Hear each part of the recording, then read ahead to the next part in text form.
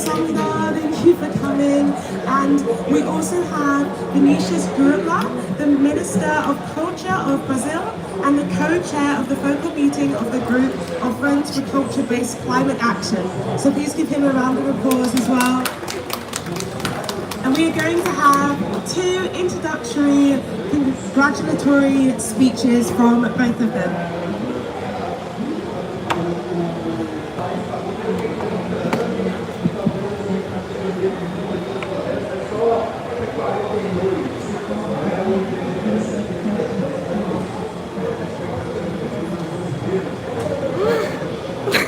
안녕하세요. 대한민국의 기후에너지 환경부 장관 김성환입니다.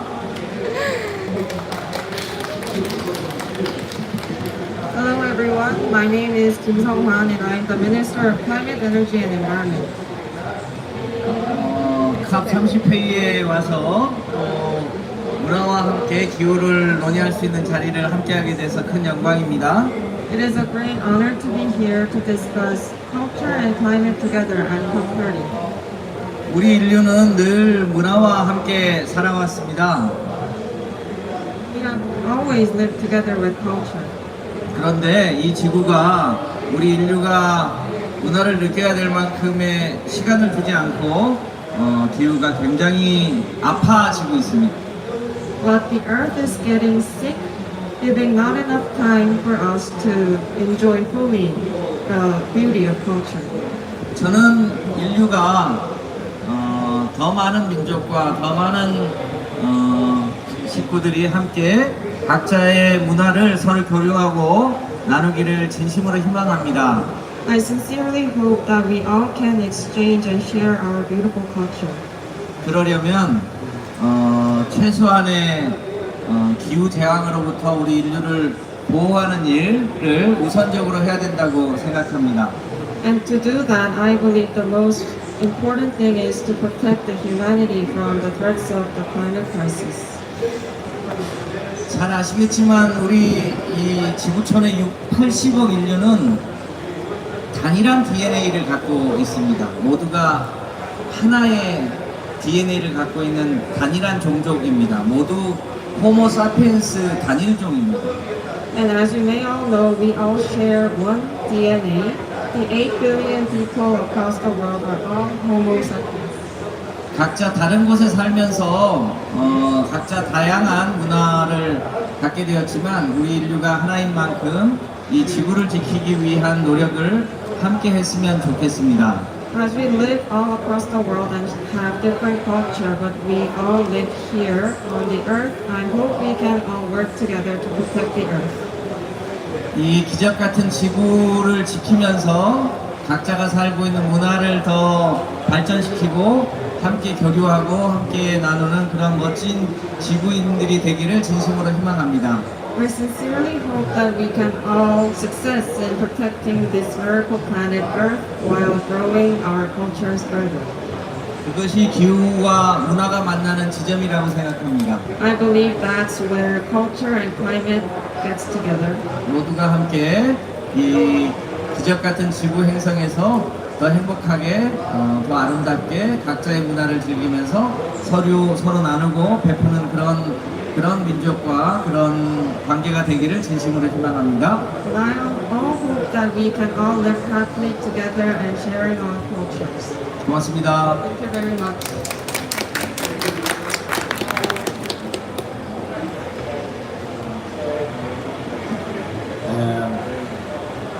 Good morning to everyone. Good morning, Minister. It's an honor to have you here. Thank you so much. Well, my name is Vinicius. I'm from the Ministry of Culture of Brazil. Yes. It's an honor to be here today in this special session on the power of K-pop fandoms to inspire and to strengthen climate action.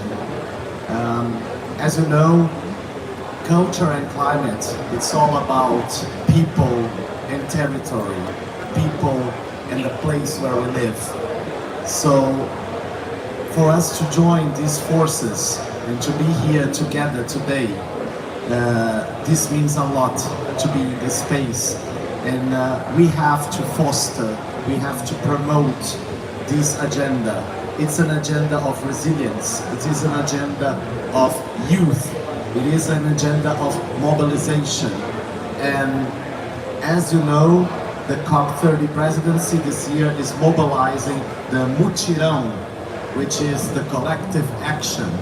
And I think that one of the best, Minister, one of the best ways for us to do this is through music and through the youth. So I'm very happy to see the engagement of Korean K-pop bands and artists in pushing forward this agenda that I think that can touch people's hearts and minds. So I don't think that we will create a better planet if we cannot sing, if we cannot think and imagine a better world. And for that I'm very thankful. The Ministry of Culture of Brazil is very thankful to the Korean Cultural Center in Brazil, and we hope that we can strengthen this partnership for the coming years. Thank you very much.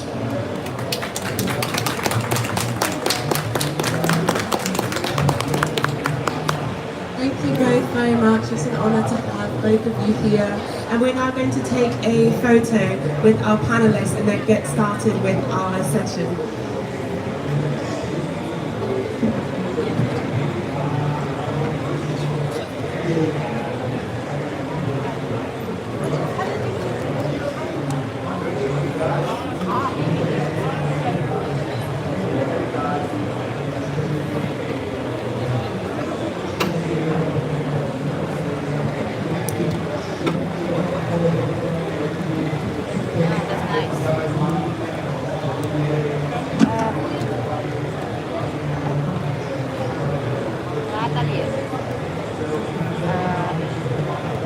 Domi, do you want to go him, me, and them? Okay, so this one first, please.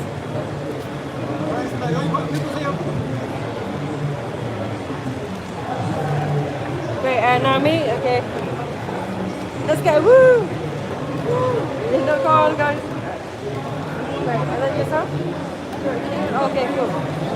Okay, yeah.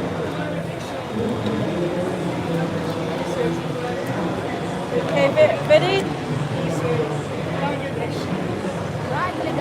For video, yeah? Okay. Give me 1 sec. Okay, 3, 2, 1. Nice one. And then, let's do. Okay.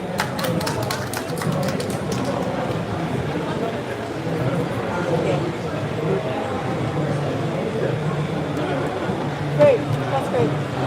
Thank you. Okay, everybody.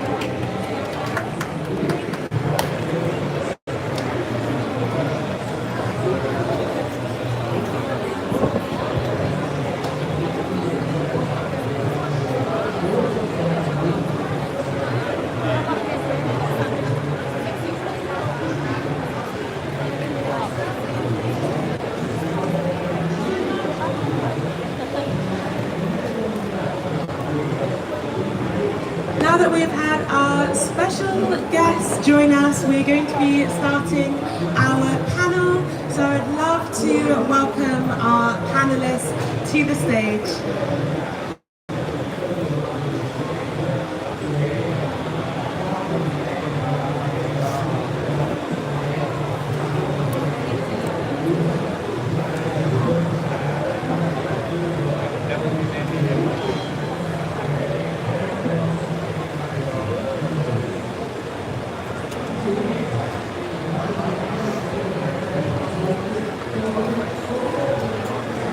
Thank you all so much for being here.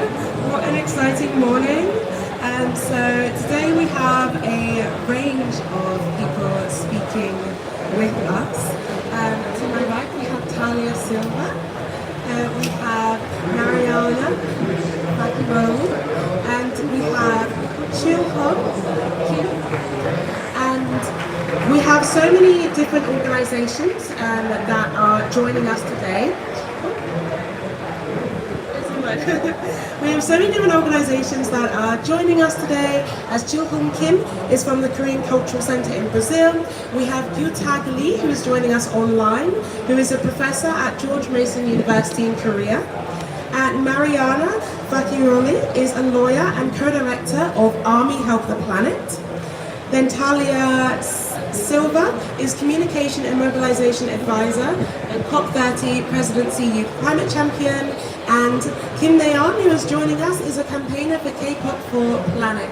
So I'd like to first introduce this session by opening us up to really think about how we can harness music truly for the power of creating climate action, and that is something that we do as part of Climate Live, to use music to engage, educate and empower people. And when it comes to K-pop, I'm someone who has been a K-pop fan for about 10 years now, and it's always something I felt a great community with, and something that I've also used to get other K-pop fans and mobilize them to take climate action as well. And these initiatives can really build a strong sense of community among fandoms, and even here at COP30.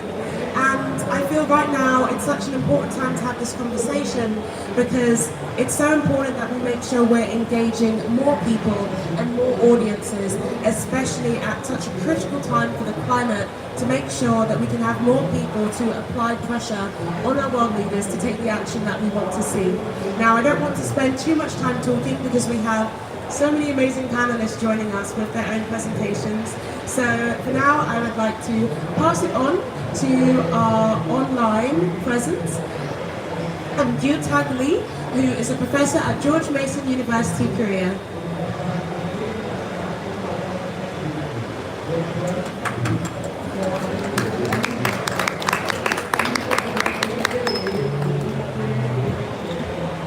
Right, so can you hear me? Oh, okay. Right. Hello everyone. My name is Gyu Tag Lee. It's been introduced. I'm from George Mason University, Korea, Global Affairs professor who have been studying K-pop for several years. So today, what I would like to talk about is how K-pop fandom has been developed. The history of K-pop fandom and how it has changed when it began since the, let's say,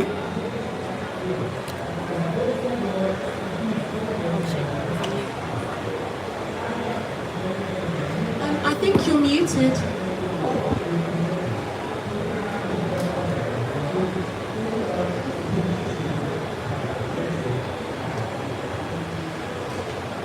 Dr. Lee, we can't hear you. Could you please check if your microphone is on mute? Oh, bless you.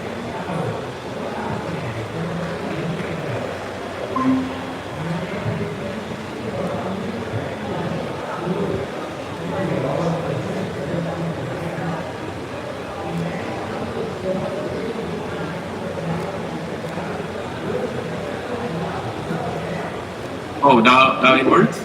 Yes, we can hear you now. Okay. Alright, so now my name is Gyu Tag Lee. I'm now going to talk about how K-pop fandom has been changed. Focusing on the history of K-pop fandom and how we can understand K-pop fandom with their change of their images as well as their recognition of the society and how they have been involved in the social activities. So let's see one by one. So as you can see how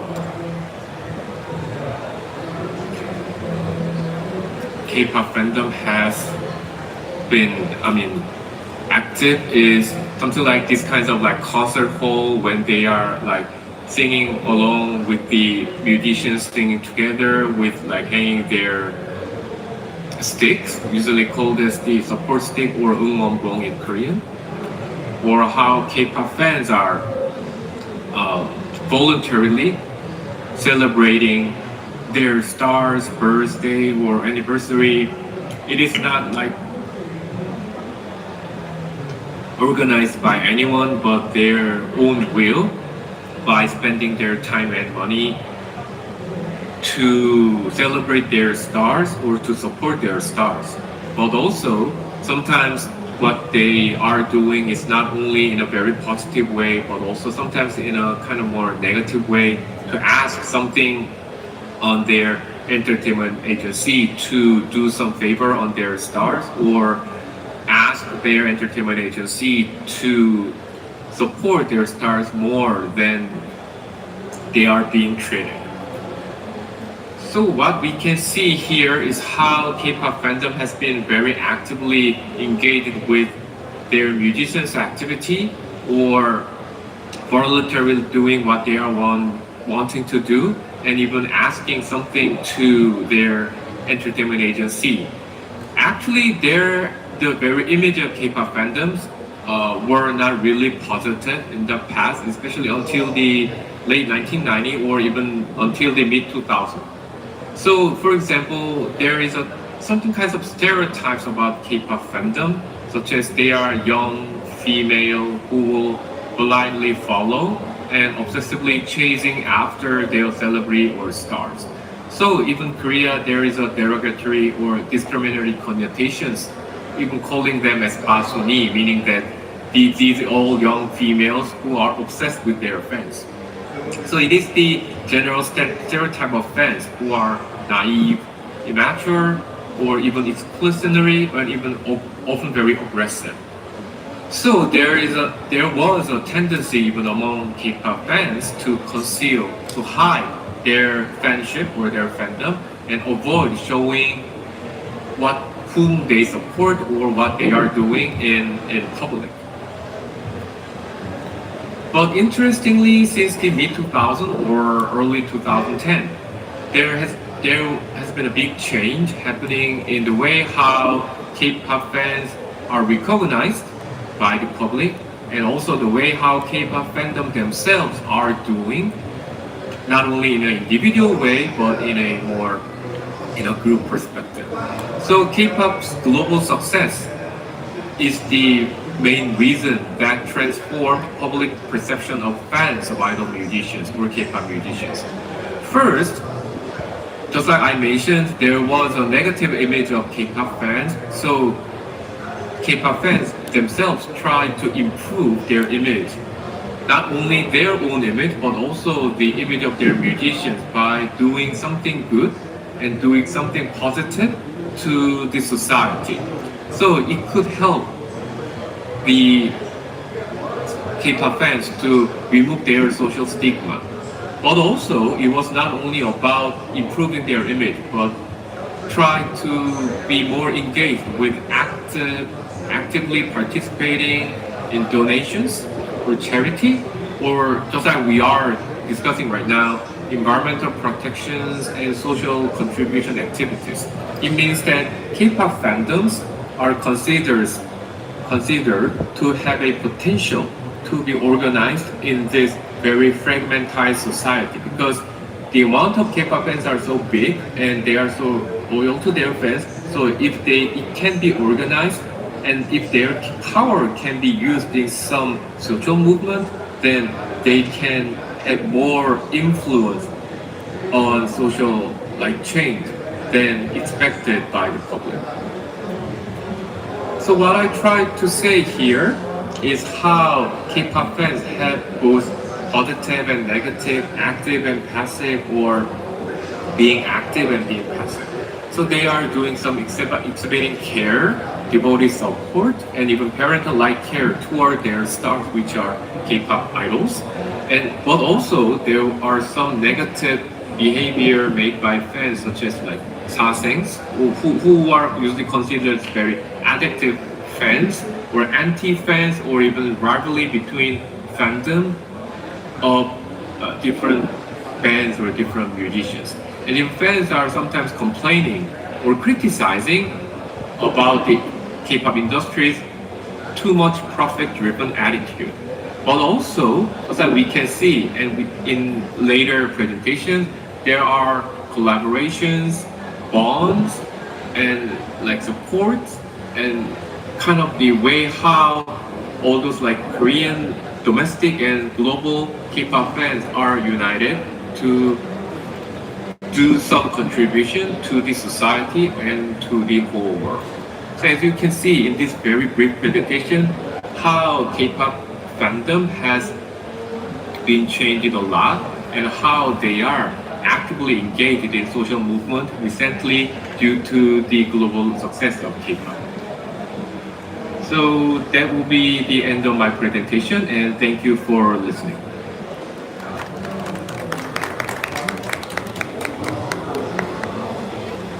Thank you, Tag Lee and Dr. Lee, for that really interesting and insightful presentation, especially to some audience members who might not be aware of the organizing power of K-pop. And now we're going to be moving on to Mariana, who's going to be talking about the activities that she is involved in, and she also has a presentation for us all. Hello everyone, it's a pleasure to be here today talking about my passion and my pride, which is Army Help the Planet. We are a collective founded by Brazilian armies to promote social and environmental causes, political awareness, and the defense of democracy in Brazil, all inspired by BTS, homage to the group's art and to the personal actions of its 7 members. It's all began in August of 2019 when the Amazon rainforest suffered worst fires in heat stories at the time, destroying an area equivalent to 40% of the territory of South Korea, just for reference. The smoke from the fires travel for kilometers and make the city of São Paulo, inside Brazil, dark in broad daylight.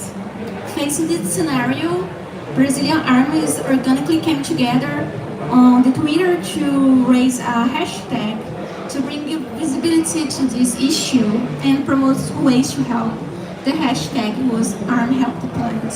It trended on Twitter, was shared by celebrities, and seeing the fandoms mobilization power, some Brazilian armies decided they didn't want this to be a fleeting effort.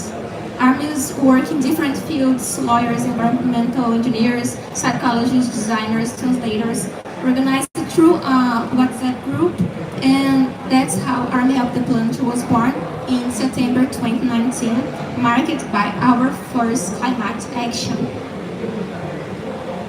In 6 years of existence, we have carried out a variety of successful campaigns, many of which have been directly linked to environmental protection and climate justice. Just to name a few, we launched Army Help the Pantanal in 2020 in partnership with Homem Pantaneiro Institute, which raised funds to combat the fires in Pantanal that year. This campaign won the Benfeitoria Award for the best crowdfunding campaign in the environmental category. We also run Army for the Amazon campaign in partnership with Mamirawa Institute, a reference in sustainable development and research in the Amazon. This campaign takes place twice so far, in 2023 and 2024, raising funds for the Institute work and above all amplifying the voices of the local population which suffers with the impact of climate change and in 2024 faces the worst drought in the history of its rivers.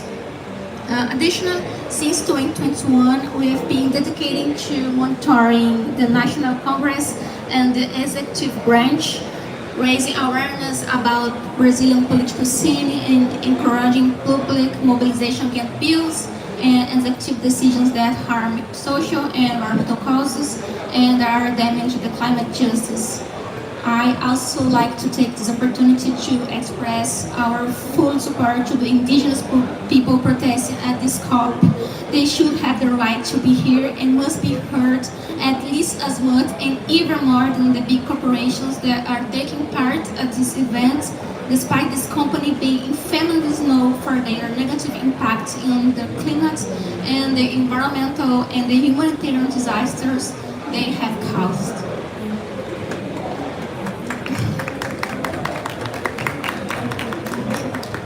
That said, as a member of BTS Army, I believe our fandom engages in social and political issues directly inspired by BTS themselves.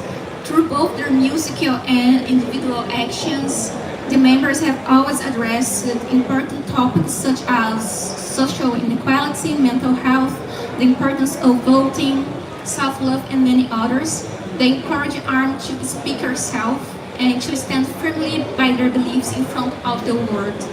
The ARM is, therefore, an amazing global community that reflects what BTS represents. We observe these values and turn them into action. What makes ARMY uniquely capable of contributing to global climate efforts is precisely this mobilization power and self-organization built on a deep love for BTS, its members, and their message to the world. The Sharer Foundation amplifies our voice to fight for our ideals, grounded in these values that unite us. It's a remarkable sense of belonging and the certainty that together, working collectively, we have power. As BTS themselves always says, teamwork makes the dream work. And finally, one thing we are particularly proud of at Army of the Planet is overcoming to some extent the acceptance and the prejudice we initially faced because our organization are organized as fans of a K-pop group.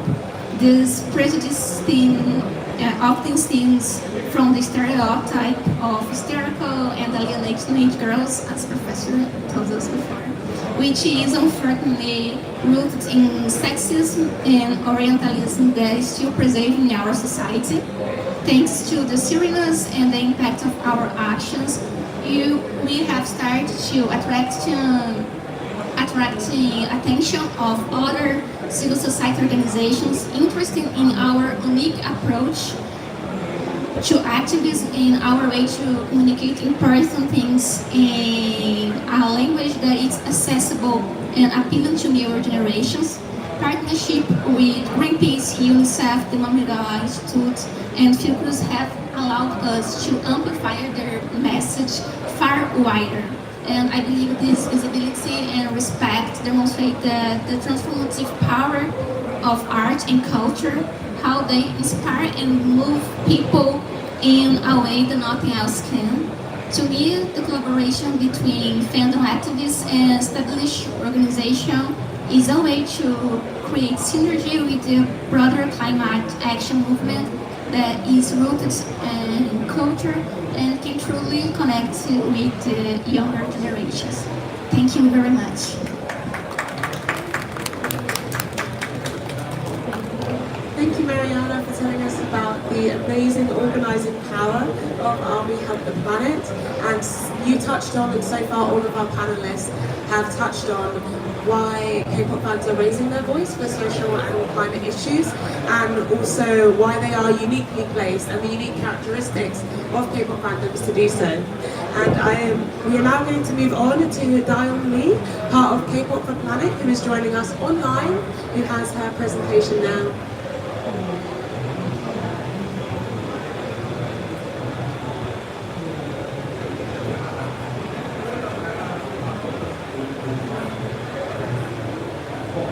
Hello, Diane. Hi, can you hear me? Yes, we can hear you.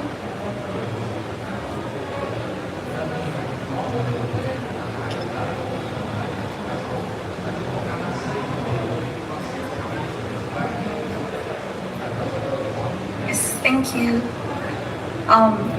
Hi everyone, I'm Diane Lee, a campaigner from K-pop for Planet. I'm from South Korea and currently based in Tokyo to study at the university here. And today I'm very honored to have an opportunity to share my story as a K-pop planning campaigner. But before I begin, let me ask you something. How many of you have heard the K-pop song? Maybe seen K-pop Demon Hunters, which was recent Netflix syndrome. K-pop connects millions of young people worldwide, but today I want to show you something unexpected, how that same cultural power is driving real climate action and creating real impact. As Mariana mentioned, K-pop fans are deeply involved in social movements. And let me show you what this looks like. In 2020, BTS armies raised massive funds for Black Lives Matter. In Indonesian K-pop fans mobilized relief for flood victims, and Korean fans have been creating forests named after artists since the 90s. Likewise, when something matters, fans act together. So why do fans go this far? Because our love extends beyond artists. We care for each other across fandoms and borders. We are young people facing the same future, fluent in social media, quick to respond to injustice. So we saw this energy and asked, what if we focused it on the climate crisis? So that's how K-pop for Planet began. 90,000 fans have joined us across 10 campaigns. And today I'll share what makes K-pop fandoms uniquely powerful for climate action. Through our campaigns, we discovered the exceptional strengths of K-pop fandoms. Let me be honest, we started out very small and have grown to 9 members over time. I know this is still very a small team, but with K-pop fans globally, we've created a significant impact. It's not because of us, we are just a platform that harnesses and amplifies the power of K-pop fans. So the real heroes are the fans. Anyway, our first strength was combining a global fan base's reach with the voices of local communities. In 2023, we launched the Hyundai Drop Poll with BTS Army to ask Hyundai to stop greenwashing, and we broke from its MOU to purchase aluminum with an Indonesian coal company if the aluminum is produced by a new 1.1 gigawatts coal power plant power smelter in North Kalimantan, Indonesia. And as a BTS is a global ambassador for Hyundai's EV, we are concerned that this may tarnish our idol's reputation due to greenwashing. Not only that, but Hyundai's investment in coal-powered aluminum also contradicts its climate target of achieving carbon neutrality by 2045. So the fans globally mobilized from Korea to Brazil to Europe, amplifying their voices through petitions and coordinated actions in solidarity with Indonesians. After a year of campaigning, Hyundai finally publicly announced its withdrawal from the MOU and stated that it would pursue responsible and sustainable sourcing of materials for its manufacturing. So this is borderless organizing that centers the most impacted communities and areas. And here is our second strength: we don't give up. K-pop fandom solidarity lasts for years, sometimes decades. That strong foundation and commitment don't disappear when hashtags stop trending. In 2021, K-pop for Planet launched No K-pop on a Dead Planet campaign demanding eco-friendly albums. As a result, major Korean K-pop agencies such as SM, YG, and HYBE have adopted sustainable material use in their albums. JYP also becomes the first K-pop company to achieve KRA100. All major agencies have published their first ESG reports owing to our campaign. But we, along with thousands of K-pop fans, didn't stop as the main problem of K-pop plastic album waste remains unsolved. We launched the Plastic Album Sin campaign in 2024 to ask them stop the dirty marketing tactics to fundamentally solve the problem. So this is fandom loyalty. K-pop fans don't chase trends. When we commit to something, we stay until we see the real changes. So that's the point. K-pop fan communities will continue to push and create lasting institutional pressure. The third question asked about synergy with broader movements. And let me answer through our current campaign. So everyone here knows K-pop Demon Hunters, right? And K-pop for Planet has its own version with K-pop Carbon Hunters campaign, which asks for low carbon K-pop concerts. Because you should know that 73% of the music industry's emissions come from concerts. And while its concert emissions may not be substantial compared to other global sectors like oil or other things, but we can't deny that K-pop influence is significant. However, what matters most is that K-pop's cultural influence is immense. Low-carbon K-pop concerts not only reduce emissions, but they also transform the culture around music. They change social standards and make sustainability desirable, not just necessary. That cultural shift builds the common understanding we need for climate action, and that enables much larger collective action. And last month, we released a low-carbon concert report, and now K-pop fans around the world are joining us. More than 4,000 fans have signed the online petition. And we've exceeded 1.55 degrees Celsius in 2024, the first year past the threshold. The clean energy transition is inevitable, but it's not happening fast enough. While the COP30 is happening now, we need everyone's support, governments, industries, and consumers to take bolder action and not just empty promises. K-pop fans are doing our parts, and now the global leaders must match our energy. As part of the global youth movement, K-pop fans are mostly young women who are often left out and unheard in the climate discussion. However, the positive movement from K-pop fans proved that climate action can be driven by love and culture. When activism is rooted in culture, it becomes sustainable and robust. The climate action from fans has shown that we can create impactful changes with positivity and encouraging what we love, K-pop. We might support different idols, but we share one stage, this planet Earth. So together, we will ensure that the culture that connects us today will protect us tomorrow. Because, as we already said, there is no K-pop on that planet. Thank you. Thank you very much, Naomi. Now we're coming to the end of our session, so we're going to have some remarks from Kim Chu-hong and then Talia Silva. So Kim Chu-hong, please go. Can you go to the third slide, Francis? Hello everyone, thank you very much. Thank you, Dominic. Thank you, Climate Life. Thank you, Entertainment and Cultural Pavilion, Samuel. Thank you. I want to thank all the panelists and all the participants here. What I want to say have already been said. In just 1 minute, I want to just emphasize that, as Mr. Gyutak said, expressing themselves in large numbers in an organized manner, I think that's democracy.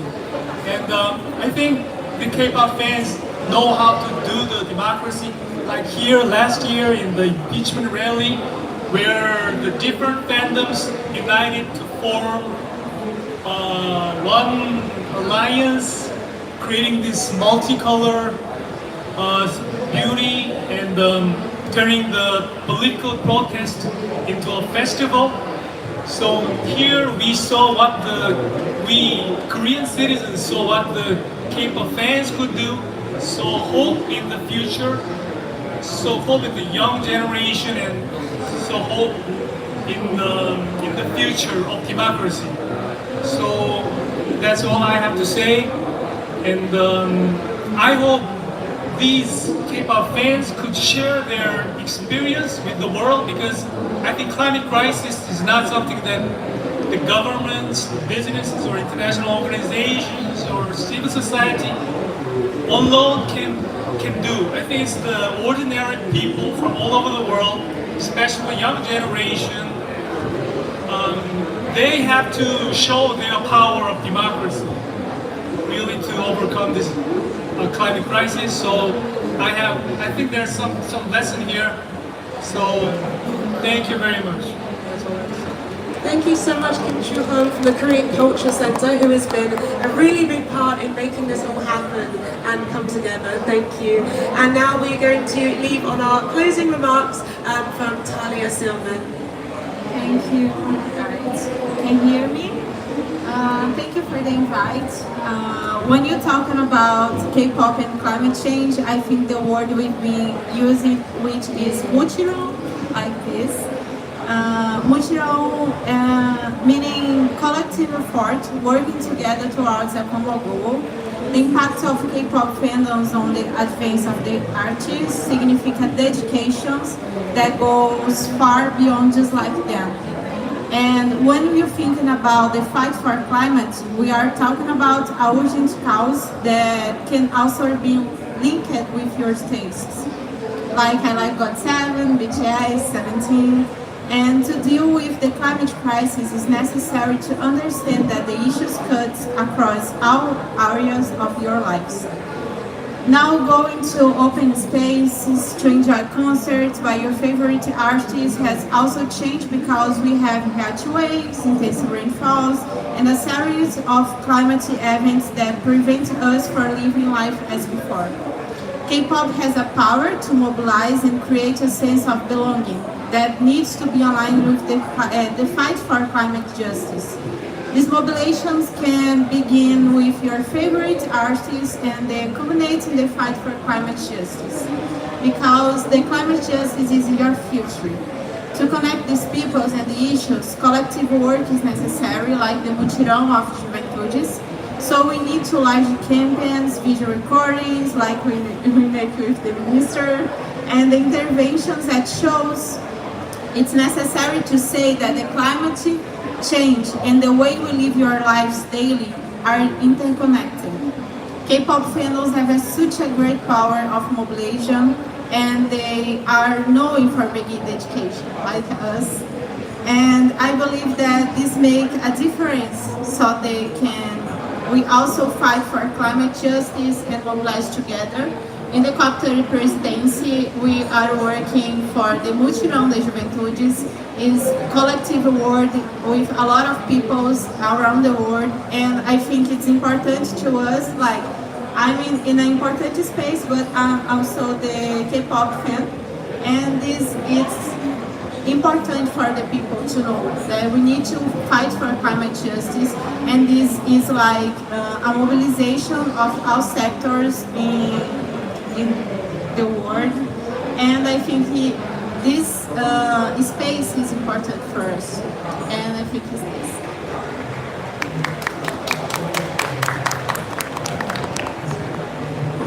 Thank you so much, Talia, and thank you so much everyone for joining and coming to our session. Another round of applause for our panelists, please. Thank you, everyone.